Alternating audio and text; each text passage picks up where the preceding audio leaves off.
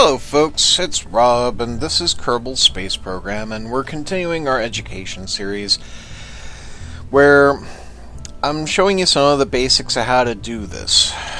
Now, here we have a rocket I just made using our nifty new radial decouplers, okay? And radial decouplers are great, okay? I'm just going to be unabashed about that and say they are great, because they open up your possibilities in a lot of ways. I've also added some winglets, just cause. And here we see a solid fuel booster, solid fuel booster, solid fuel booster, solid fuel booster, and then we have two big liquid tanks, each with its own engine behind it. Okay?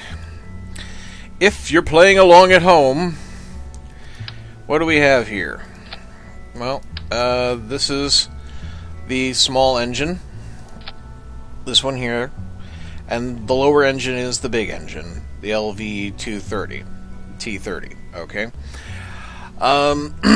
Up here on the top, I've mounted two radial parachutes. I've mounted the goo tank on top and the communitron, because we're still doing science, as you might remember, and that allows us to unlock things in this game, and you're going to want to know, where and how we can do more science. But today we're going to be talking about, well, basically I'm going to show you gravity turn, and I should show you asparagus tanking, since we have radial decouplers now. Because this is not actually a terribly efficient design I've put out here, but it is probably one that you will do rather simply. So let's take it out. Hopefully it won't just fall over on the pad, because that is a possibility.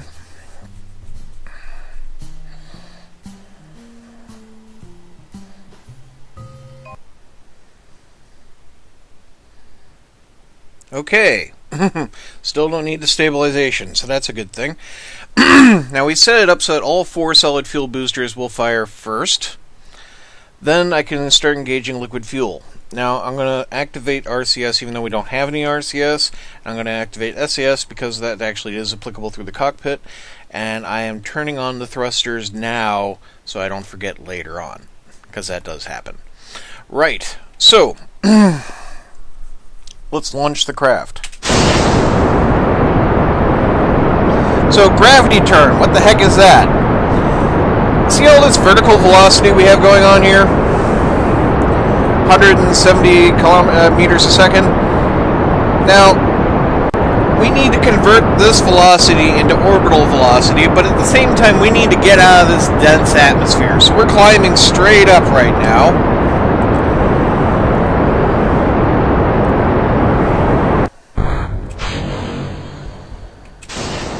There we go. Now, we're climbing straight up, and we're now at a point where I might start considering doing a gravity turn. We're at 8,000, 9,000, so I'm going to start edging it over towards the east. Why the east? Because Kerbal rotates, just like the Earth does, and the space station is... the space base that we launch from is on the equator. Now, this wouldn't make any difference if we were on the North or South Pole, but since we are on the equator, and as you can see, this craft has actually been quite difficult to control.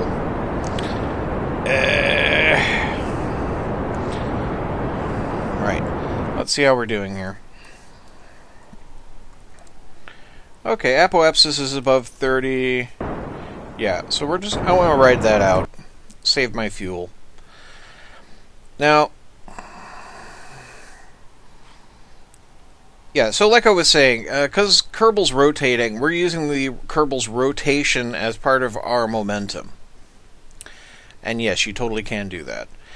Now, I'm going to put the engine on just so we're not losing speed. And then since we're above 30,000 now, I'm going to fire her back up.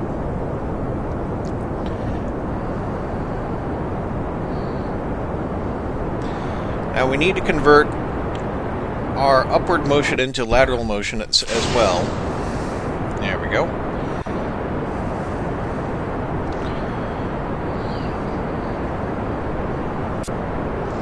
The whole idea here is that trying to efficiently get into orbit, okay? Now, you might remember, we can send home crew reports at 100%, and since we're charging the engine while we have an engine running, charging the power while we have an engine running, we can totally do that anytime we want to, and that will get us extra science. Right now, this is a flight report. Alright, we'll keep that. Now, we're not actually getting into space with this rocket, as you can see. We would need to actually get up to about 70,000. And that's possible, I suppose. We are losing speed. This is not a very strong engine. It's an efficient one, but it's not a very strong one. Jebediah is very happy. Look at him. Jebediah is always a sport. As you can see, we're off the ecliptic. This is not a great lineup, but it's an unstable craft. What can I do?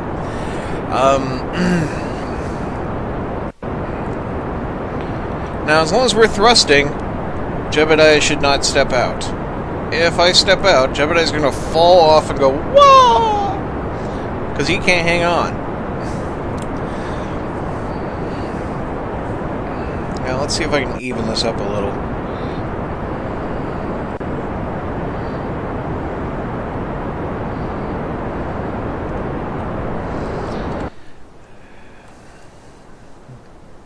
There's our night side.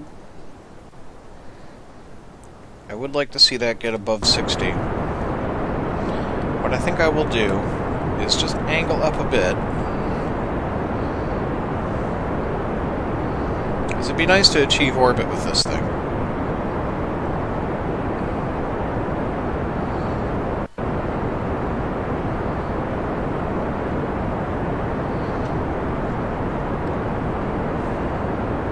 There we go.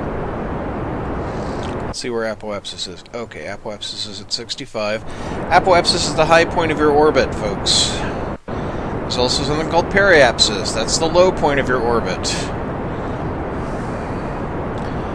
So, because we're still climbing, I'm now converting completely to equatorial direction here. So we're now thrusting parallel to the surface to try to throw ourselves forward and make an orbit. Now, good thing that we're above 70, so that's good. That means we'll actually achieve space. And this is actually looking very good.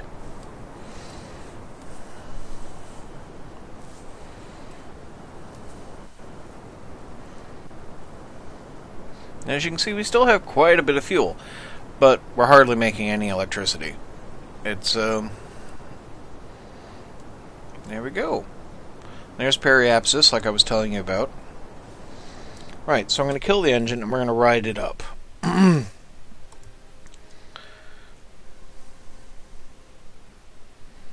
can hear the music, that means we're in space. Okay, so since I want to do some science, I should do that while I'm here.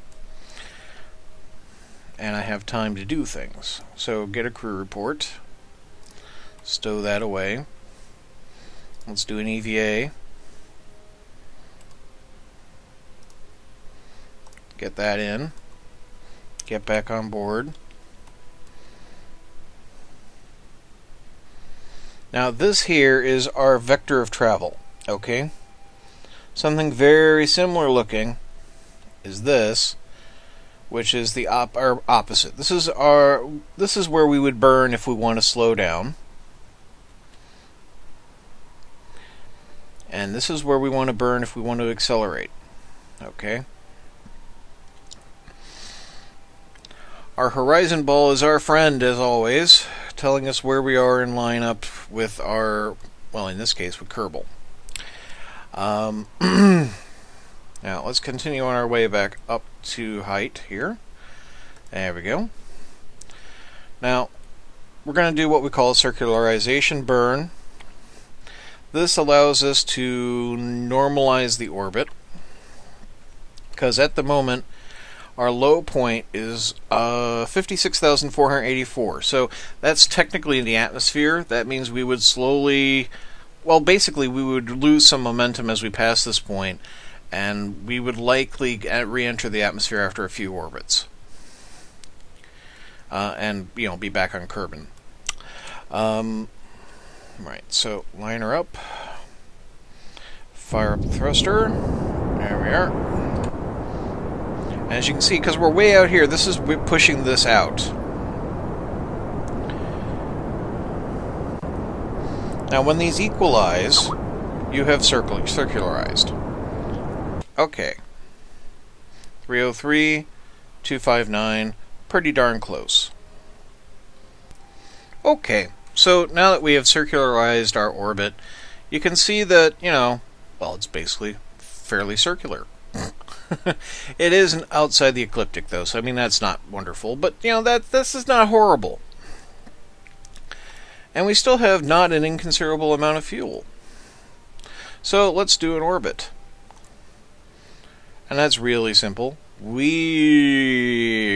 Time acceleration makes that really easy to do. There we go. We've done a few orbits. Now, here we have the craft. We're on the dark side.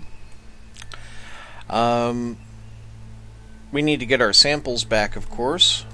Now, the problem is I already did research on the goo canister on the way up. And I already got a crew report from here. If I get a new I'd have to overwrite the report. We've basically done all the science we can, and since I can't charge, you can see we hardly have any power here. And I'm going to need power for maneuver. So, I need to turn this craft around.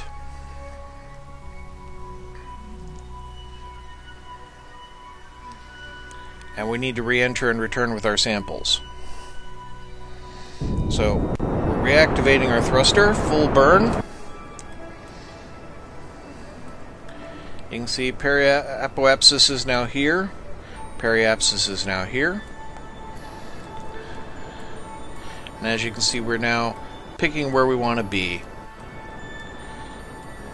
And I think that's fine. We'll land here in the highlands. Because that'll get us in our biome, I think. I don't think I've landed there yet. Now, time warp will slow as we enter the atmosphere. See, here we are. Automatically kicks out once we're at below, like, 70,000. And you can see we got a lot of speed going on here. But it's not a big deal. We're going to burn a lot of speed as we re-enter the atmosphere. And why are we drifting? Because we have no power whatsoever. Our gyros are now powerless. The only way I can get any power is by turning on the engine.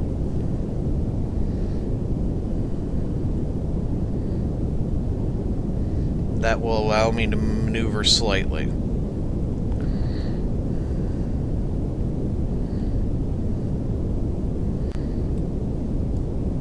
Never seen this river before.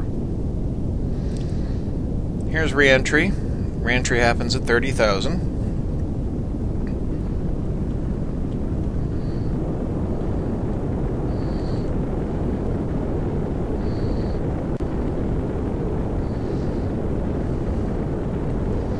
I'm actually burning down on re-entry here because I can, really. That's a really interesting river. I've never seen this before.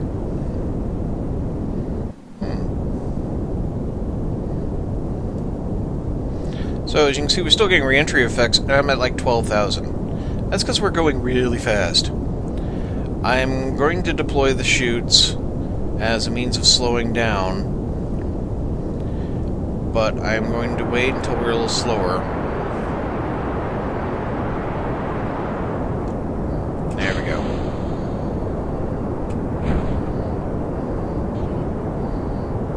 Now, technically, I'm detached from this stage, but its own thrust is holding it to me.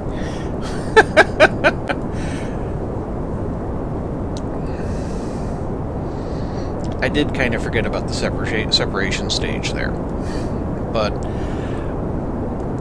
mistakes happen, and this is neat. Cool. never seen this river before. You can see how just simply the force of the rocket is holding it to the capsule. If I had any energy in the reaction wheels, I might be able to knock it loose, but there's no point in even trying. It's not really causing problems.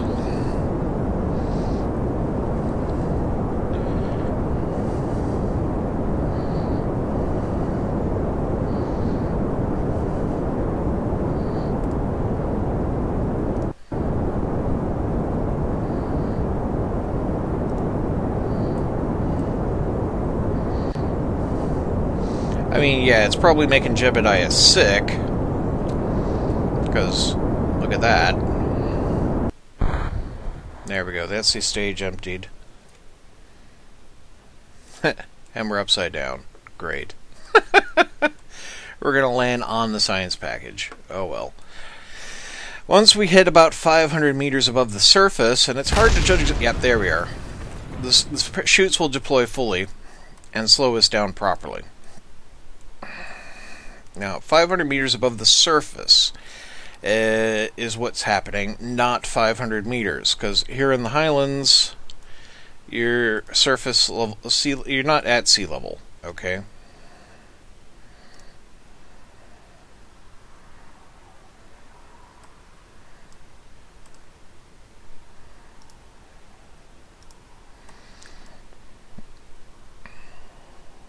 Do I have enough power to flip it? No, I have 0 power. Okay. Again, don't time accelerate before the chutes deploy. You may rip off the chutes when they hit deployment.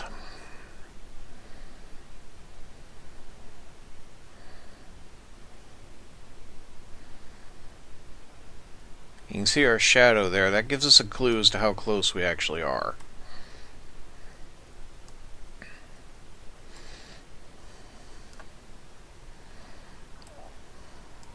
I'm hoping we're not going to destroy the canister. Okay. We're down. Crew report, please. Nope. Still wants to think that we have the same crew report. Okay, EVA. Got a bit of space legs there, Jebediah. Okay, take the surface sample. Dirt and grass and some small rocks. Keep it. Give me an EVA report.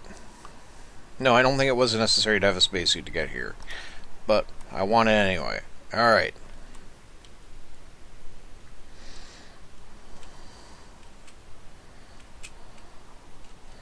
Can I get back in? Make this simpler?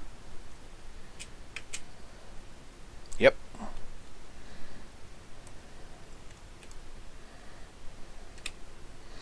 Right, and we'll just recover the craft.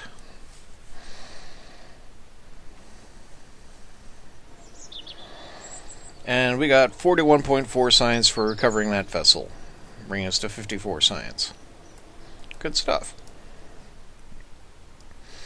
Means we can now unlock more stuff here. I mean, with 54 science, I can actually reach up here to this other science package, Science Junior. And I gotta recommend that you do so, because honestly, this is how you're gonna get even more science. But that's not what we're talking about today. Yes, I know you. You're waiting to talk about the asparagus method.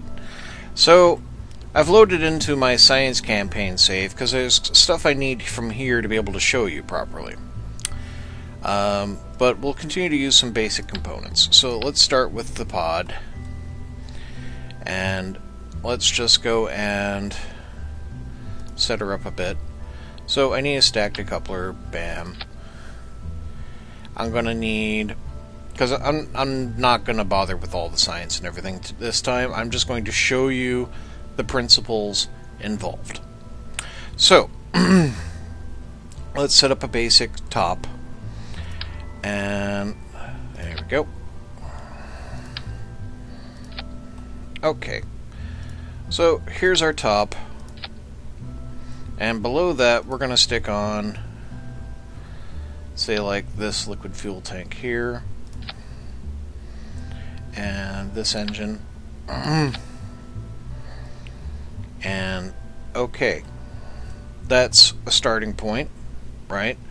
Now what we're going to do is use our radial decouplers, which you might well have, because they're not that hard to get a hold of, and they are great. And we're just going to stick them on. Okay. And now we're going to add on some new fuel tanks. And again, there we go. We're going to stick some engines on. Like so.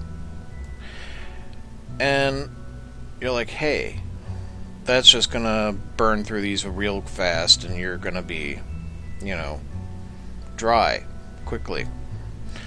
And yes, that's true. But what you don't know is we can still add more radial decouplers. This is why we didn't do 6 in the first place. And we can now do these fuel tanks.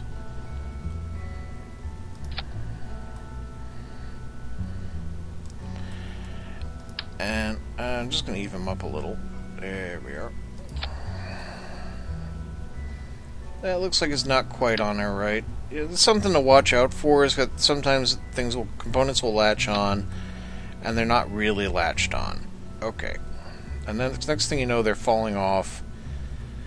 It's not really even, but it'll do. Okay.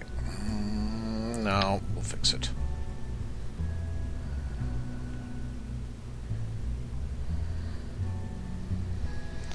This is one of the things you gotta learn to be patient with, unfortunately. Making the rockets is sometimes you're battling the interface, I gotta say. That's a bit of a shame. I mean, you shouldn't have to battle the interface, but that's the way it is. So, there we go. So now we have 6 liquid fuel engines, and we have, well, really 7 liquid fuel engines and 7 liquid fuel tanks on that stage. And you could just burn them all and lose them as in one big oneer, but what we can do is actually do fuel cross feeds. So start with the tank you want to feed from and attach to the tank you want to feed to. And because I've done this 3 ways, all 3 of these are already done already. Okay. And then we are moving from this one into the center. So I have to go and actually do this so it doesn't cut itself in half through going through the tank, but there we go. Okay. So now each of these is going in from here to here, from here to here. Okay? And we're going to set this up so we stage, so we lose this, then this, and then this. And that way we have a full, or as close to a full fuel tank as we can have at each step while we're losing weight. And this makes for a more efficient flight. Now, we'll be engaging all engines right away, this is true. But we're going to be disengaging engines in groups. So we need to lose these here first. And that means I need... yeah, that one. So put that in this group here. And we're going to lose that group. And I should engage this engine as well with all the rest of them. Okay? Because that's kind of the point. All those engines will now be firing at the same time at launch.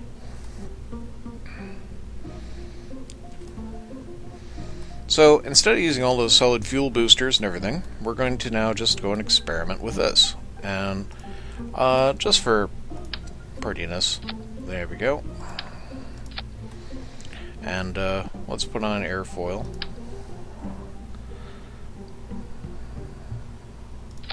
There we go. Okay. Actually, don't put it on that one, Rob, because you're not going to get up to speed on that one. There. Okay. Right, so that gives us a little more control. And, just for completion,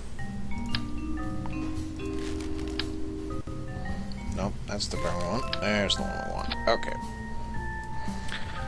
Right. So now our Kerbal won't die. Let's take her out. Here we are in the pad. And we have Bill with us. And he's looking calm. Bill has confidence in my abilities. Now this is dancing and jiggling out here because it is kind of balanced on the central engine. And man, I hope it's not just going to fall off. Hate that. Alright, we need to turn up thrust. We need to get moving. I'm going to say this right now before we actually are in flight. You don't have to hear me over the engines. We're not using any solid fuel thrusters, so we're going to actually have control over how fast we're moving. And as such, it's more efficient to stay at about 150 meters a second until you're above 10,000. Because you're just trying to push through all that atmosphere. So you're wasting fuel by trying to go faster. So once I have her up to about 150, I'm going to edge back on the engines so we can get higher than we otherwise would. But we're not going to go as fast as we might until we start beginning the gravity turn. Right, so let's go.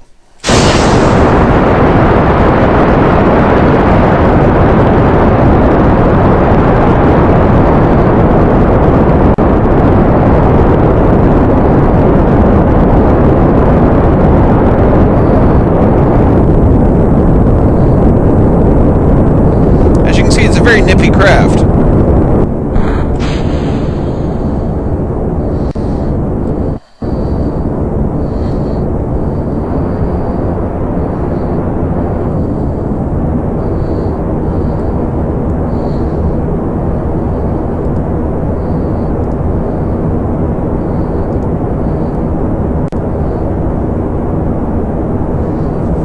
Now, these fuel reports are an aggregate, and they update every time you do the new stage. Okay? So right now this shows as a depleted fuel tank, but it's actually going to re-update once we lose this stage as a full fuel tank. Okay? We'll begin our gravity turn. And because we're gravity turning, we're going to start thrusting.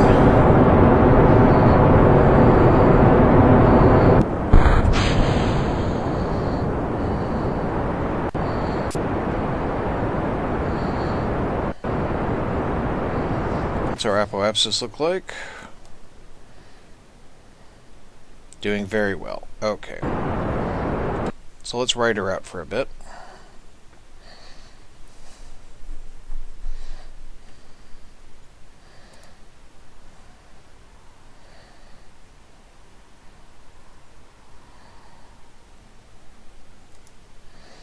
Okay. Now that we're over 30,000, we're really kind of out of the atmosphere in a lot of ways. I mean, the atmosphere is very thin. Which means the engine's more efficient. Specific impulse 370. And that means we get more bang for our buck. Keep apoapsis ahead of us. As you can see, it's actually climbing in the amount of time it takes to get to it. So that means we're pushing it out in front of us. That's a good thing. It means our gravity turn is working. Now, you can see we're nearly done there. Yep.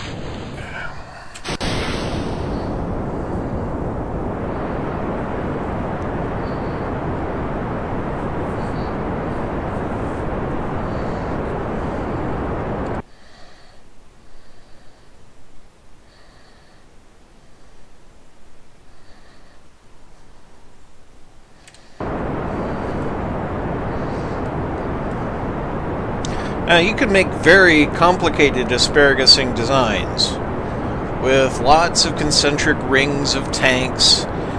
It can get very complicated and actually very difficult. If you've watched my Mega Rocket video, I kind of had to give up on it because due to stability and fuel feed problems. And I ended up going with a simpler design just for the sake of time. But ride that up to apoapsis.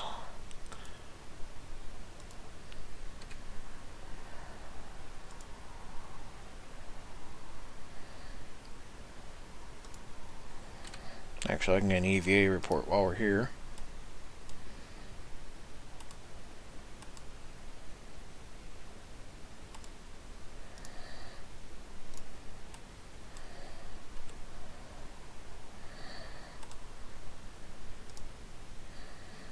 That has no value. Oh, that's space.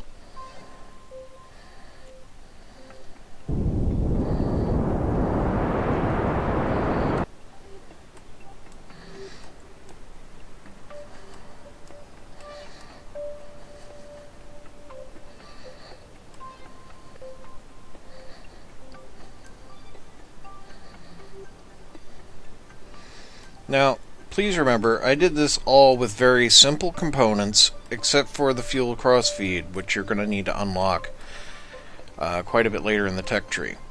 There we go.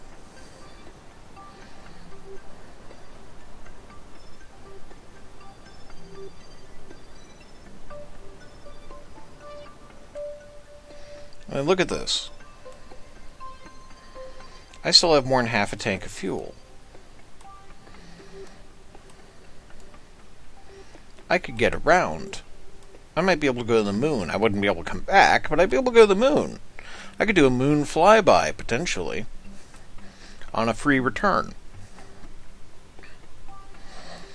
That's how valuable the asparagus method is. I wouldn't have been able to do that with the other craft.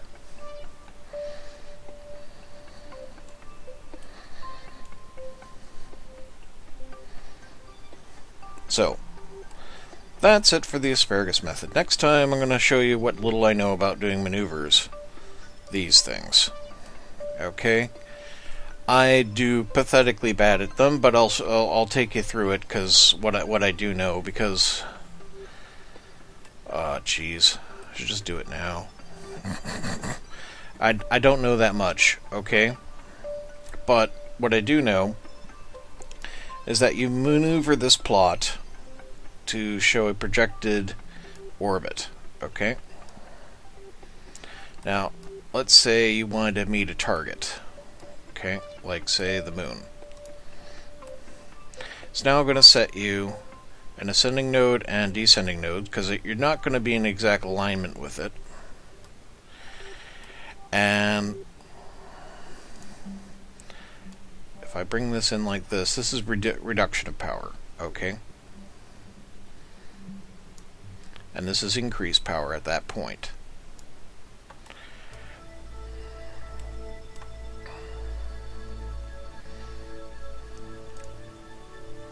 And you're like, okay. And this is vector change, right?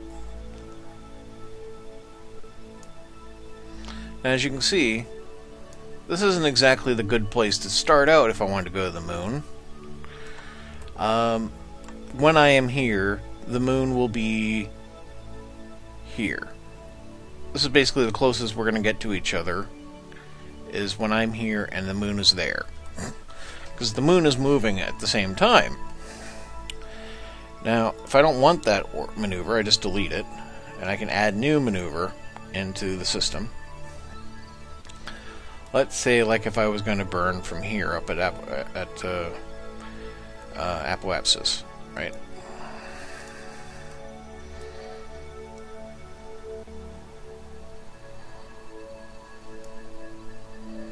As you can see, we're getting very close to there. We are going to need to angle up a little. There we go. And when it does that, this is a lunar encounter, okay? This orangey bit here means that we're under the influence of the moon. And that means this is a suitable maneuver if we're going to the moon. Now, this will have given us new navigation points. First off, there's our target. That's this. There we are. And this is our burn maneuver here. And it says here, estimated burn 43 seconds. That's 43 seconds at maximum power. At that point, it tells me it's 14 minutes and 26 seconds away at the moment. I don't know if actually I have enough fuel for 43 second burn, but this is just to show you. And this is the position I would need to do for the rocket when the time comes. Okay. Don't start burning right now. It's 14 minutes away. But by doing this maneuver, we would go to the moon. We would need to make other corrections after we get out there. This looks like one that would actually probably impact. But if we were to time warp, we would time warp through the moon and out into, well, it looks like into a large Kerbal orbit at the moment.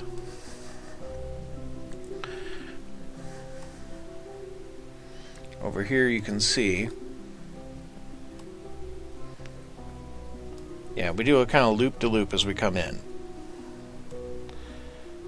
So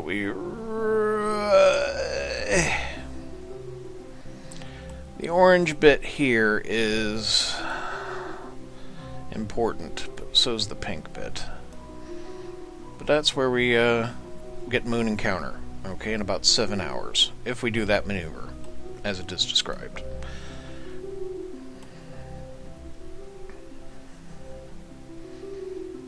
And when it changes to moon encounter,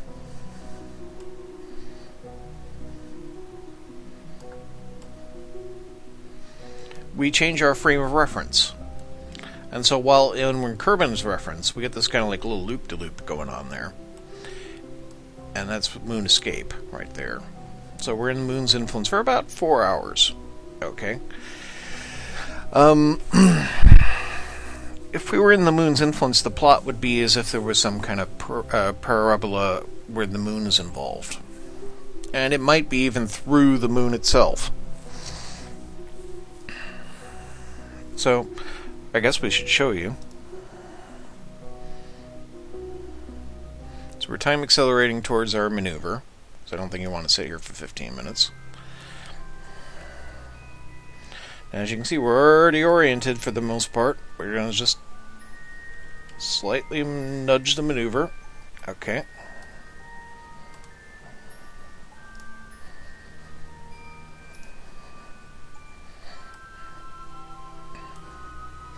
Burn is coming up in a few seconds. Okay. Now, you might want to start burning early, because it is for 43 seconds long. So, about midway. Okay. I'm going to start burning at 20 seconds. You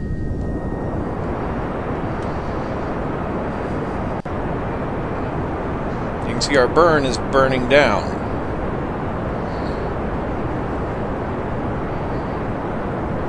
And this is our delta V that we need to pick up.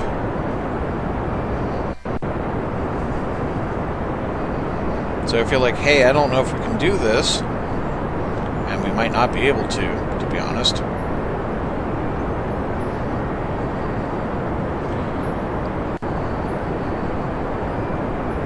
Five, 4, 3, 2, 1, and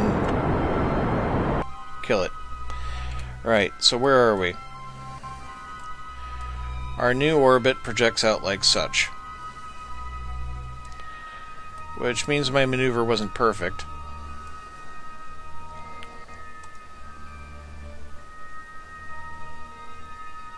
And I don't have a lot of fuel for a correction, but, you know.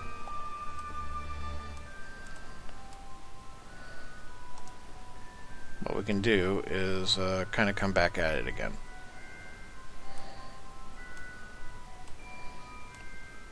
Part of the fun of Kerbins is that they have practically unlimited life support.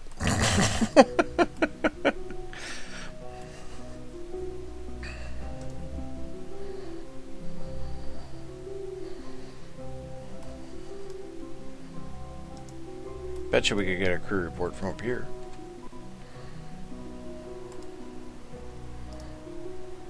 Nope.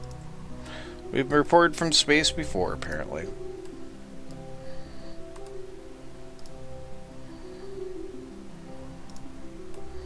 Oh, that's right. This is my main campaign. I've been doing stuff like this a bunch of times. No wonder. Okay.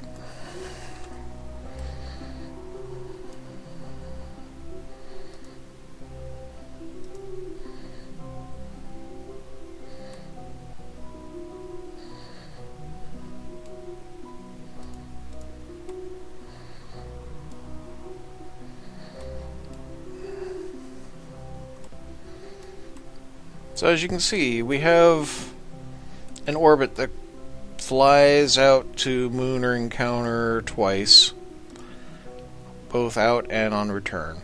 And we're kind of hoping that the moon will turn up at some point.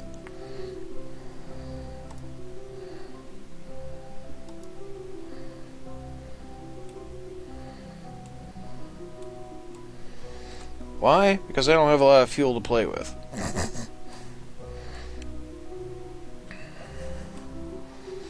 I mean, there's my target, right? This is if I want to slow down.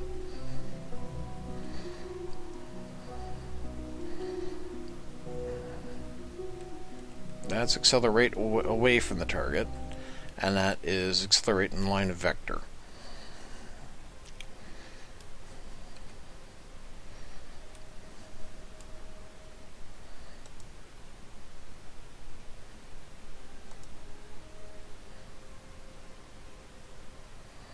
As you can see, we're kind of drifting along out here. Not a lot of speed.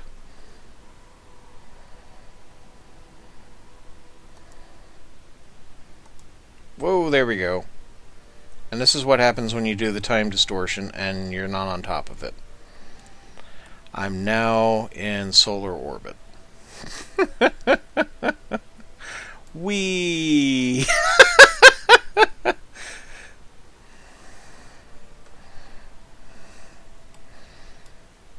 Because there's the moon. There's Kerbal. And we've gone and time warped right through the moon. And we're now in solar orbit. And in fact, we're kind of coming in towards other things here.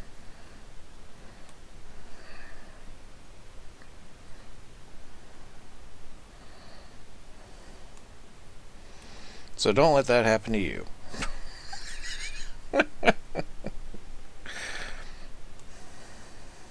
This is exactly what happened to my Jebediah, and I'm not going to have this happen to Bill too. So, that's it for that. 78 days ago. Oh, poor Bill.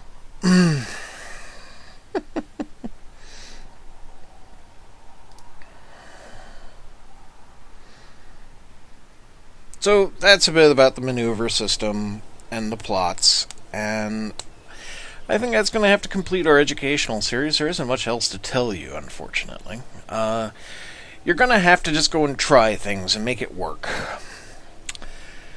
Perhaps when there's another update to the game, we'll revisit this. But I hope you found this educational and informative and entertaining.